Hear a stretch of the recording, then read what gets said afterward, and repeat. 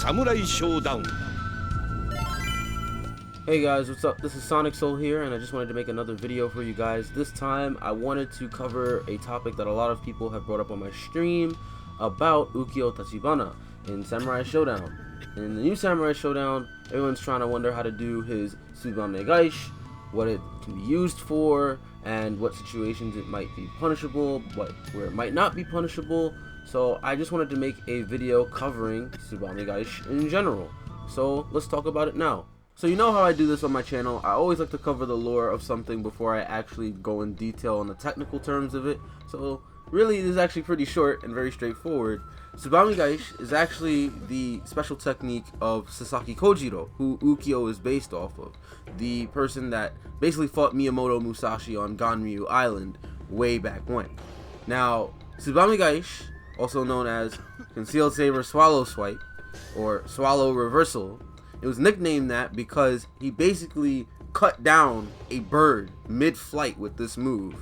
And that's why Tsubame Gaeshi is 5-frame startup. That's why it's really, really fast.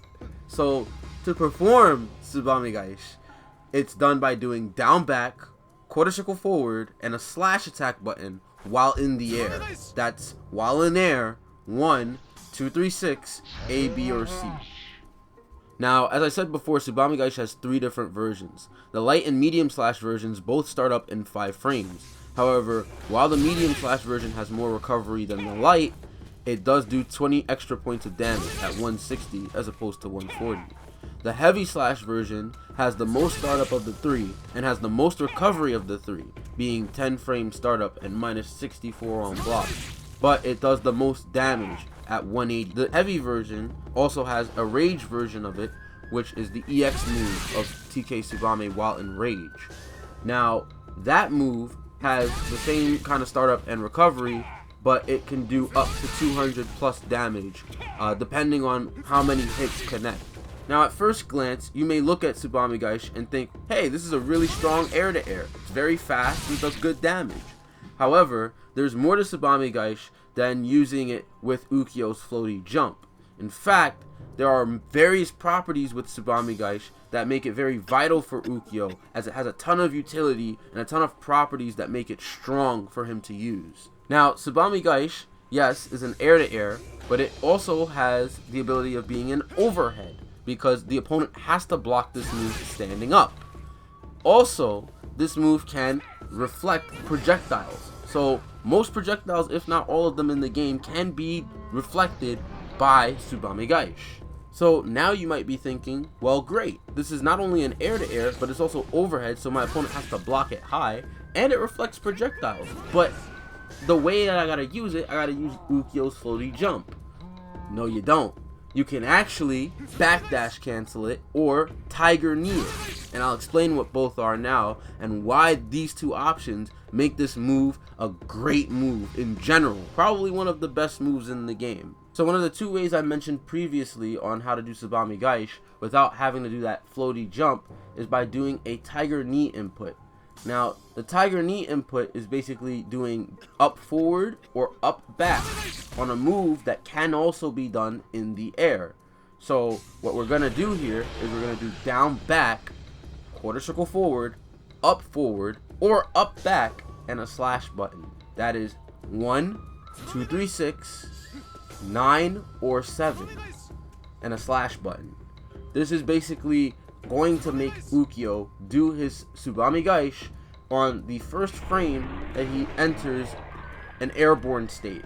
That means when he immediately jumps off the ground because he did up forward, the prior input that you did is buffered into that jump, meaning that he can do his Tsubame Gaeshi immediately when he jumps off the ground. So what does this mean for Ukyo's Tsubame Gaeshi now that you know how to Tiger Knee it? Well, on the good side, you can actually use it as an instant overhead now. Most people will commonly do 2D, or his crouching kick, into Tsubame Gaeshi because it is a high-low mix-up. And because Tsubame Gaeshi is coming out on the first frame of the jump, it's happening so low to the ground that they have to block it high. Now, the other good thing about it is that it is an anti-air now. It's a very fast anti-air that comes out. So that means that if the opponent tries to jump in on you, you already have the ability to anti-air them because you're holding down back. Now, the thing is, some people have issues doing Tsubame Gaeshi like this. Sometimes they'll miss a diagonal input. So what I'll do to make it easier for myself is sometimes I'll do a half circle. So I'll start from back and then make my way to quarter circle forward and then go up forward. So the input would be 4, 1, 2, 3, 6, 9, and then a slash button. So that's half circle forward, up forward, slash attack. And that makes it easier for me to do. However, the reason why you want to start from down back is because you can get yourself ready and in a stationary position for when the opponent wants to jump in on you. So this is good. And you can also walk back and fuzzy. So what this means is you can walk back and fuzzy guard. So you can block high and low while walking back and seeing what the opponent does to make yourself ready for their jump in. Now, the downsides to doing TK Tsubame are quite clear, however. So, first of all, TK Tsubame actually only works with the light and medium versions. The heavy version, the hitbox for it whiffs even on crouchers because he goes higher in the air. So, actually speaking, it's not good to do heavy TK Tsubame Gaeshi unless you're in rage. And even if you do it in rage, it actually doesn't have consistent damage, right? You don't get all the hits, as opposed to doing it another way, which I'll mention. The other thing about TK Tsubame Gaeshi is that it actually is extremely negative, and it allows for the opponent to buffer in their super special move. So Tsubame Gaeshi is already negative, but then when you TK with it, you pop yourself up in the air before landing. So they have enough time to do super special move or hit you with a standing C. This is very, very, very bad. Normally the punish on Tsubame Gaeshi would just be a standing C, but you could actually end up losing the round because they blocked the TK Tsubame. The other thing too is that the mix-up initially is 2D into the TK Tsubame Gaeshi. This allows you to get a mix-up with a low and a high. Now you can still do this mix-up, however, if you do it too fast, there's hidden hit stun in the game, which makes the TK Tsubame Gaeshi whiff, which means you could actually get punished for doing it. The other thing too is that because of the hidden hit stun, you have to do the 2D Tsubame Gaeshi slow. You have to do it slow, making it a little more reactable than normal. Also, doing 2D Tsubame Gaeshi actually can be rage explosion. The opponent can rage explosion if they know that you're going to do Tsubame Gaeshi, and it'll whiff through you, and they can E-send you as a punish.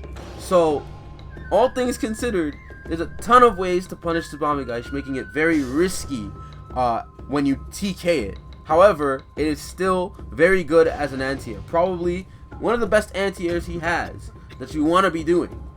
But in terms of mix-up game, there might be something else that you could do as an alternative instead of doing TK Tsubame Gaeshi in your mix-up game. So the second way that I mentioned getting Tsubame Gaeshi out without having to use Ukyo's floaty jump is actually from canceling your backdash into the move itself. Now, the way to perform it is you do back for the backdash, and then you do down back, quarter circle forward, and any slash button. So that's 4, 4, 1, 2, 3, 6, A, B, or C. Now there's another way of doing backdash Tsubame that actually makes it come out a little faster from a backdash, and it's by doing half circle forward, back, and any slash attack button. That's 4, 1, 2, 3, 6, 4, A, B, or C. Now the second input I told you is actually much similar to the one you had to do in 5 Special. However, there's a lot of input leniency in this game as opposed to 5 Special. In Samurai Shodown 5 Special, the input was half circle forward, back, and A, or any slash button. That's 4, 1, 2, 3, 6, 4, 4, A.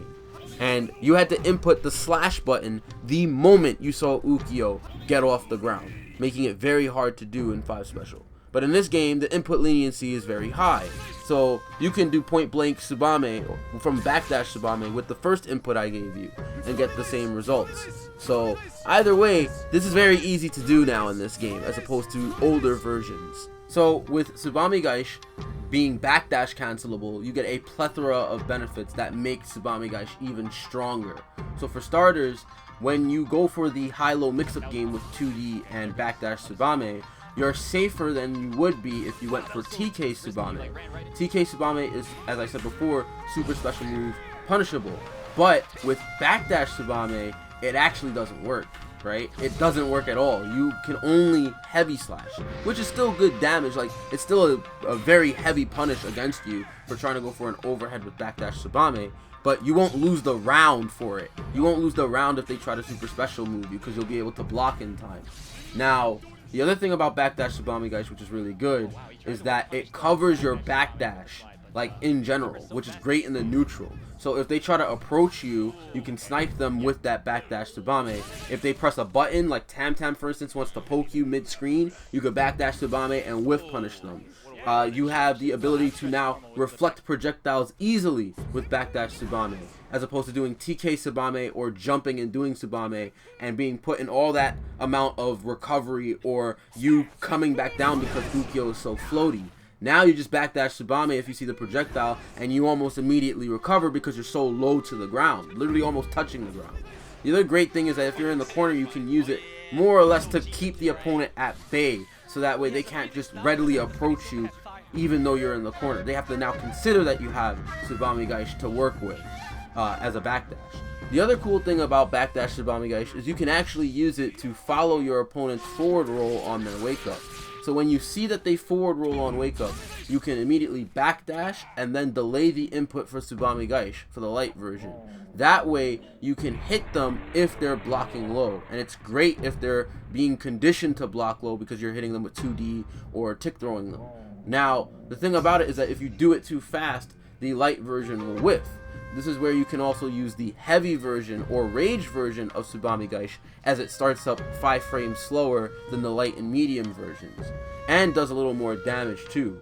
Now the other cool thing is that if you backdash into Rage Tsubame Gaeshi actually has a backwards hitbox with Ukyo, allowing him to cross the opponent up. So you can get some very sick 50-50 mix-ups with left rights and high lows because it's still considered an overhead. So if they forward roll, you can backdash and input Tsubame Gaeshi, the heavy version, in the opposite direction. So that way you can cross them up and you'll see this really weird and funky animation. But they have to block that in the opposite direction while standing up. And you can also use your 6-6B afterwards to follow their wake up if they attempt to forward roll again, which is how the left-right is set up.